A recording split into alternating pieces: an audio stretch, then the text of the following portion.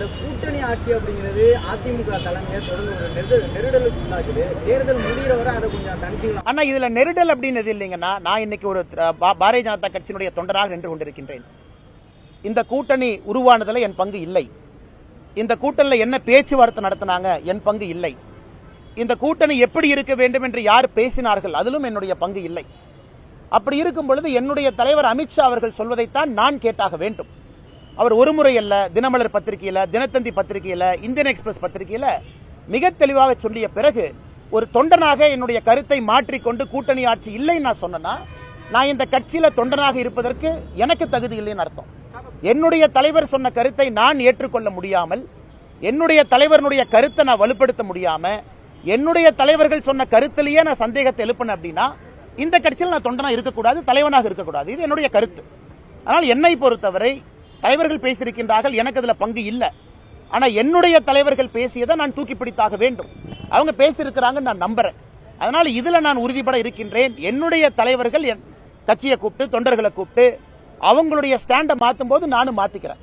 ஆனா மிக தெளிவாக உள்துறை அமைச்சர் அவர்கள், இந்த கூட்டணியை உருவாக்கியவர் அவர்கள், இந்த கூட்டணி எப்படி இருக்க வேண்டும் என்று நினைத்தவர்கள் ஒரு கருத்தை சொல்லிய பிறகு அந்த கருத்தை தொண்டனாக நான் எப்படி மாற்றி பேச முடியும்? நண்பர்கள் புரிஞ்சுக்கணும். இல்ல அண்ணாமலை என்ன ஏதோ பேசி இந்த கூட்டணியை உடைக்க பார்க்கிறாரு, பிளக்க பார்க்கிறாரு, 4 பேர் கிளம்பி வருவான்.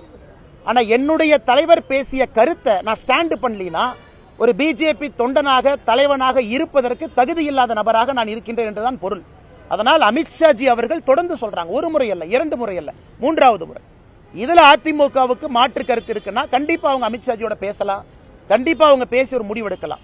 ஆனா என்னுடைய தலைவர்கள் சொல்லாதவரை நான் எப்படி கட்சி எடுக்கக்கூடிய ஸ்டாண்ட்ல இருந்து பின்னாடி போக முடியும்? அண்ணா எல்லாமே புரிஞ்சுக்கண்ணே. அண்ணா தமிழகத்தை பொறுத்தவரை பாட்டாளி மக்கள் கட்சி தெளிவா வெளிப்படையா வெளியே வந்து சொல்றாங்க, கூட்டணி ஆட்சியில் இருப்ப நாங்க எது கஷ்டப்பட்டு வேலை பார்க்கணும்.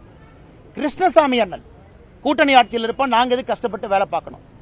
தேமுதிக பிரேமலதா அக்கா அவங்க கூட்டணியில் இருக்கணும், நாங்க எது கஷ்டப்பட்டு வேலை பார்க்கணும். கூட்டணி ஆட்சி இன்னைக்கு முதலாக தமிழகத்தினுடைய அரசியல் சரித்திரத்தில் எல்லா கட்சிகளும் இதை பேச ஆரம்பிச்சிருக்கிறாங்க. நீங்க நல்லா பாருங்கன்னா, ஏன்னா ஒரு தொண்டனும் வேலையை விட்டுட்டு, அவங்க செய்யக்கூடிய வேலையை விட்டுட்டு கட்சிக்காக நேரம் கொடுக்கும் பொழுது அந்த தொண்டை என்ன எதிர்பார்க்கிறான்?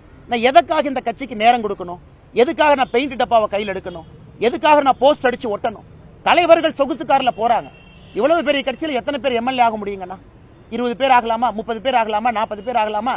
சரி 100ன்னு வச்சுக்கங்க. ஆனா 50 லட்சம், 60 லட்சம், 80 லட்சம் இருக்கக்கூடிய தொண்டனுடைய ஆசை என்ன? என்னுடைய கட்சி ஏதாச்சும் ஒரு மினிஸ்ட்ரியில் உட்காரும் பொழுது ஒரு நல்லதை பண்ணுவாங்க, அதை பார்த்து நான் பெருமைப்பட்டுக் கொள்வேன் தான் ஒரு தொண்டன் நினைப்பான். எல்லா தொண்டனுக்கும் சீட்டு யாரு கொடுக்க போறது? அதனால தொண்டனுக்கும் தலைவனுக்கும் அடிப்படையில் எண்ணத்துல மாற்றம் இருக்கும். தலைவனை பொறுத்த வரைக்கும் அவங்க பொசிஷனை சேஃப்கார்ட் பண்ணணும், அவங்க எம்எல்ஏ ஆகணும். தொண்டனை பொறுத்தவரை ஒரு உண்மையான விசுவாசமான தொண்டன் அவ எம்எல்ஏ ஆகணும், எம்பி ஆகணும்னு நினைக்கிறத விட, நான் கடினமாக உழைத்ததற்காக என்னுடைய கட்சி ஏதாவது ஒரு உயரத்தில் இருக்கும் பொழுது எனக்கு அது போதும் என்று நினைக்கின்றார். நான் தொடர்ந்து தொண்டர்களுடைய குரலாக பேசிக் கொண்டிருக்கின்றேன். இதுலயும் என்னுடைய தனிப்பட்ட கருத்தை எங்கேயும் நான் பேசல.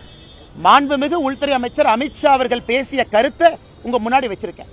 இன்னைக்கு நான் இல்லப்பா இதெல்லாம் எலெக்ஷன் அப்ப பாத்துக்கலாம்னா என்னுடைய தலைவரையா நான் டிஃபெண்ட் பண்ண முடியல. நான் எதுக்கு அரசியல் கட்சியில் இருக்கணும்? நான் எதுக்கு பிஜேபியில் இருக்கணும்?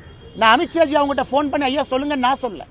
இது அமித்ஷாஜி அவருடைய கருத்து அவர்கள் சொல்லிய பிறகு நான் அதை ஆமோதித்து, ஆம் அமித்ஷாஜி அவர்கள் சொல்லி இருக்கின்றார்கள், இது அவருடைய கருத்து, அவர் பேசாம அவர் சொல்லி இருக்க மாட்டாங்க. ஏற்கனவே சொன்னது போல இந்த கூட்டணி அமைத்ததில் என்னுடைய பங்கு என்பது 0. நான் இதுல எங்கேயுமே தலையில்லை. நான் இன்னைக்கு தொண்டனா என்னுடைய வேலையை பார்த்து கொண்டிருக்கின்றேன். தேவையில்லாம அரசியல் கூட எங்கேயும் பேசுறதில்ல. அடித்தட்டு மக்களுக்கு தேவையான உதவியை செய்யறேன். அதனால் நண்பர்கள் நன்றாக புரிந்து கொள்ள வேண்டும். என் சொந்த கருத்தல்ல, கட்சியினுடைய தலைவர் சொல்லிய பிறகு எப்படி நான் பேசாம இருப்பேங்கண்ணா?